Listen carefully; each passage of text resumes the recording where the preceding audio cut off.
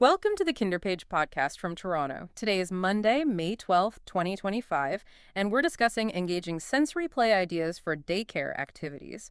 Just a quick note before we start, this podcast is based on research, but listeners should always verify details for their specific needs. Great to be here. Yeah, sensory play is such a huge topic in early childhood, isn't it? Finding those activities that are, fun but also genuinely beneficial. Absolutely. It's more than just keeping them busy, right? It's fundamental. Totally. So today we're going deep on 10 sensory play ideas. Things providers can actually use, tapping into touch, sight, sound, all that good stuff. Exactly. Practical ideas. We want to give providers things that aren't, overwhelming to set up, but offer those real aha moments for the kids and for the providers watching them learn. Okay, let's jump right in then. Why is this kind of play, the squishing, the pouring, the feeling, why is it so crucial for little ones? Well, it's really how they learn about the world, isn't it? Their senses are their main tools for investigation at this age. It's not just fun, it's learning. Like little scientists exploring everything. Precisely. And all that hands-on stuff, it directly fuels their cognitive development. Think about cause and effect. They pour water, it splashes. Simple, but foundational. Right. Or building blocks, they stack them, they fall. Problem solving right there. Exactly. And it even connects to, later science concepts, like oobleck, which we'll get to, understanding different states of matter, or just water and ice. Very tangible transformations. Mini science lessons hidden in messy play. Love it.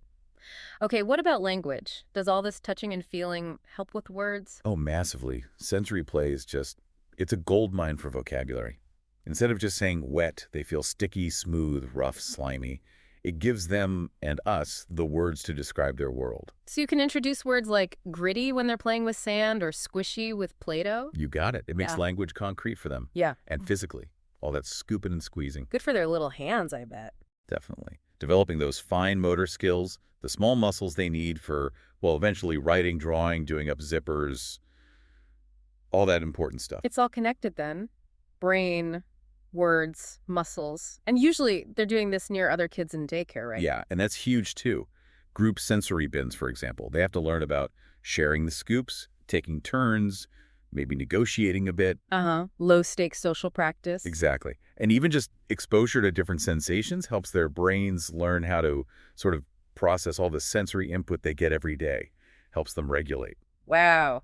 Okay, so it really does lay a foundation for so much more than just, playing. It really does. Foundational learning disguised as fun. All right, let's get to the fun part, the actual ideas. 10 of them. First one is rainbow rice sensory bin. Sounds colorful. It's a classic. So visually appealing. You just need plain white rice, some food coloring or liquid watercolors, a bit of vinegar, baking sheets to dry it on, and a big bin, plus scoops, funnels, that kind of thing. Okay, how do you make the rainbow happen? Dyeing rice sounds potentially messy. It's easier than you think. Zip-top bags are your friend. Put some rice in a bag, add maybe a tablespoon of vinegar, a few drops of color, seal it, shake it up. Kids love that part. Oh, nice. Get them involved. Yeah, and spread it on baking sheets to dry overnight. Once it's totally dry, mix all the colors in your bin, add the tools, done. Simple enough.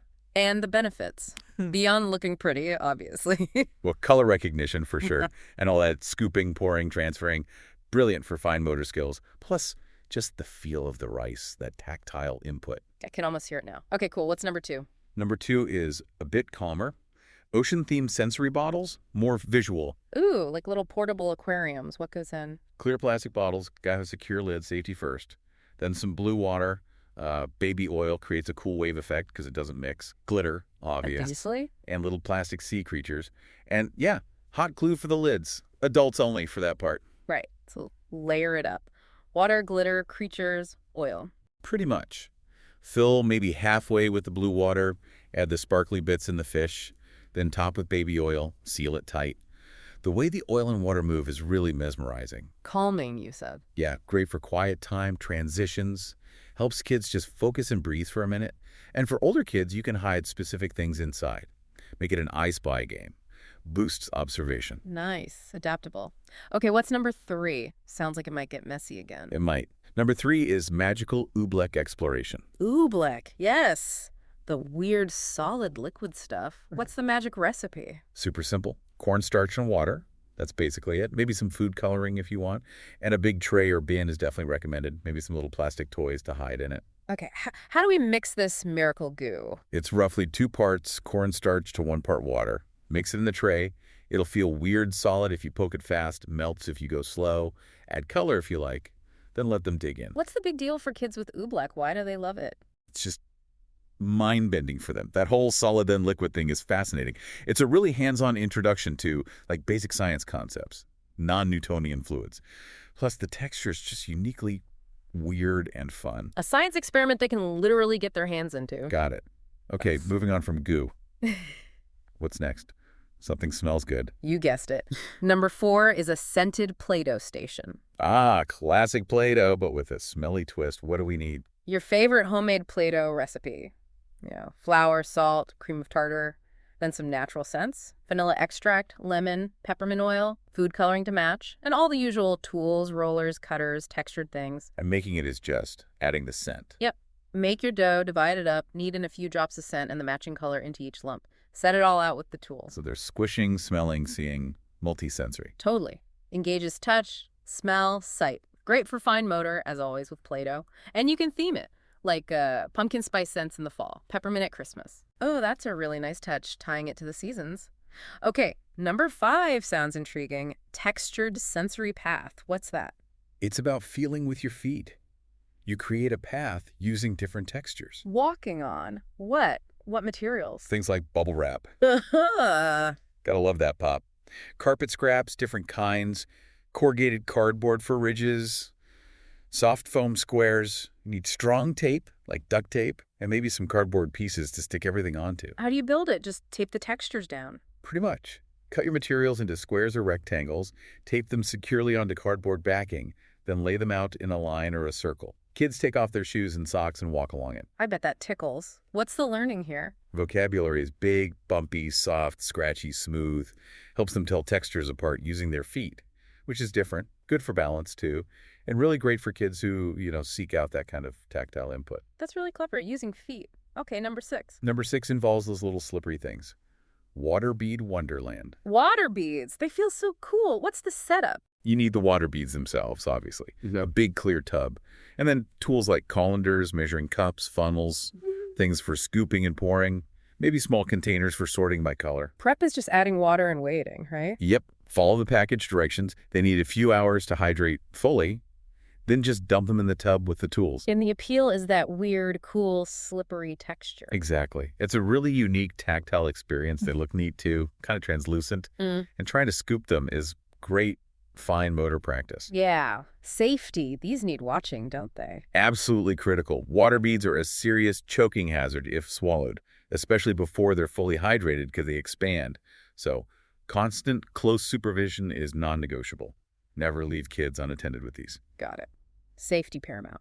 Okay, moving to something maybe less tempting to eat. Number 7? Number 7 is messy art. Shaving cream marble art. Shaving cream. Okay, this sounds like maximum fun, potential maximum mess. Supplies. Unscented shaving cream, the foam kind. Liquid watercolors or food coloring. A big shallow tray. Heavy paper, like cardstock. And craft sticks or something similar for swirling. How does shaving cream become marbled art? Walk me through it. Okay, you spray a layer of shaving cream in the tray, smooth it out a bit, drop little dots of different colors all over it, use a craft stick to gently swirl. The colors don't mix too much, just make patterns. Right, like marbling. Exactly. Then you lay a piece of paper flat onto the color cream, press gently all over, lift it straight up, then use something flat, like a ruler edge or a piece of cardboard, to scrape off all the shaving cream. And the pattern stays on the paper. Cool. Yeah. It leaves behind this beautiful marbled print. It's messy, yes, but the process is really engaging. Tactile cream, visual patterns, color mixing. It's awesome. I can picture the happy, foamy faces. Okay, from foam to forests. Number 8. Number 8 brings the outside in, a Yeah. nature sensory investigation table. Love this. What kind of nature treasures should we gather? Things with interesting textures and shapes. Pine cones, different kinds of rocks, smooth, rough, leaves, shells, maybe some interesting twigs or seed pods. Add magnifying glasses, maybe some trays for sorting, even tweezers for fine motor practice. And setup is just arrange it nicely. Basically, make it look inviting on a table or in a low bin. You can swap items out with the seasons too, which keeps it fresh and connects to what they're seeing outdoors. What are the kids getting out of handling pine cones and leaves? A connection to nature, first off. But also, it encourages scientific thinking, observing details, comparing textures, sorting, classifying. It's rich tactile input, and it builds those early cognitive skills. Encouraging curiosity about the natural world. Fantastic. Okay, we've done touch, sight, smell. What about hearing? Number 9. Number 9 is making some noise. Musical sound shakers. Homemade instruments. Always a crowd pleaser. What do we need? Small containers with lids that seal really well. Empty spice jars, little plastic tubs. Then stuff to put inside to make sounds. Rice, dried beans, pasta, jingle bells, paper clips. Different things make different noises. Plus tape to seal the lid securely, and maybe paint or stickers for decorating. So kids can help make these too. Definitely. Let them help fill the containers. Then an adult seals them tightly, maybe add extra tape. Then let the kids decorate them. You could even make pairs with matching sounds for a listening game. Oh, like a sound matching memory game. That's clever. So it's auditory discrimination, not just noise. Exactly. Yeah. It gauges their listening skills, helps them tell sounds apart, builds memory, and it's fun and active. Perfect. Okay, last but not least, number 10. Especially important for the really little ones, right? Yes, number 10 is crucial for the mouthing stage. Taste-safe, edible finger paint. Edible paint. Every toddler room needs this. What's the recipe? Super simple. The simplest. Plain yogurt. Food coloring. That's it. You want heavy paper or finger paint paper, and trays help contain the exploration. Mix colors into yogurt and let them go. That's the whole process. Put different colors in different bowls. Give them the paper. Let them explore the cool, smooth texture and the colors with their hands. And yes, maybe their mouths. Worry-free art. What are the benefits beyond being taste safe? It's great tactile input, that cool smoothness. It allows for really free creative expression, focusing on the process and the sensory experience rather than a finished product. Yeah. Perfect for the youngest learners. Fantastic. Okay, that's 10 really great diverse ideas. Now, the reality check for providers. How do you actually do this stuff in a busy daycare setting without chaos ensuing? Right. Good question.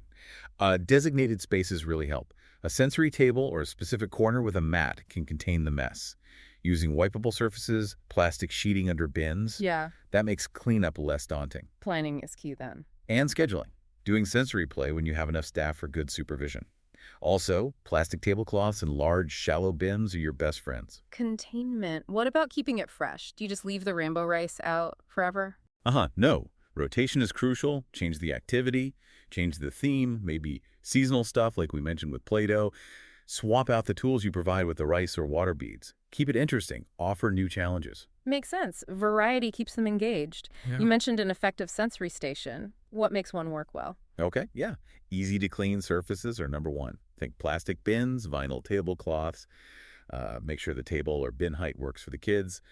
Rotate materials regularly. Have clear, simple rules like sand stays in the bin. Yeah. And keep cleaning stuff wipes, dustpan right there. Easy access. Practical tips. Excellent. And how about adapting for different ages? Toddlers versus preschoolers? Good point. For toddlers, keep it simple. Focus on exploration. Use larger, more durable materials. And case safe is often the way to go. Lots of supervision, obviously. And for preschoolers? They can handle more complexity, introduce sorting tasks, maybe predicting what happens if we mix the blue and yellow oobleck. Encourage them to talk about what they're doing, ask questions. But lots of these activities work for both ages, just maybe approach differently. Right. They might engage with the same materials in different ways. And safety. That we touched on water beads, but any general rules? Always. Supervision's always number 1. Always. Be aware of allergies if you use food items. Know your kids' needs. Choose age-appropriate materials. Avoid small parts that could be choking hazards, especially for under 3s. And have clear rules about not putting things in mouths unless it's specifically taste safe, like the yogurt paint. And even then, supervise. Safety allows the learning to happen. Okay, so wrapping up. What's the big picture here? The lasting impact of making sensory play a priority. It's huge. You're building foundations across the board. Cognitive, language, motor skills, social, emotional. It all gets boosted through these rich hands-on experiences. That Play-Doh squishing, that oobleck exploring, it really does set them up for later learning. It's powerful stuff hidden in plain sight, basically. Absolutely. And I'd encourage providers, watch the kids during this play. Listen to the words they use. See what they discover. Maybe jot down little notes sometimes. It's amazing evidence of learning to share with families, showing that just playing is actually complex work. Yeah, reframing play as learning. Exactly. Simple materials, thoughtfully presented, can be incredibly powerful. And the provider's role isn't just putting out the bin. It's guiding, asking questions. Right. Introducing vocabulary, supporting their explorations. You're turning that sensory bin into, like, a little learning lab. So the final thought for our listeners, those amazing daycare providers out there, which one of these ideas are you excited to try first? Think about the incredible opportunities you're giving children to explore and grow through this hands-on sensory magic. Yeah, go for it. Have fun. And listen, if you're a provider who is passionate about this stuff, make sure your center is listed on KinderPage. Parents are actively looking for programs that value sensory play. Show off your sensory stations, your themed bins, your hands-on approach. Highlight it on your KinderPage profile. It's definitely something parents value seeing. Join the KinderPage community. Connect with families who get how important this is. KinderPage, helping you find the best local daycares and connecting families with amazing childcare. Thanks so much for diving into sensory play with us today.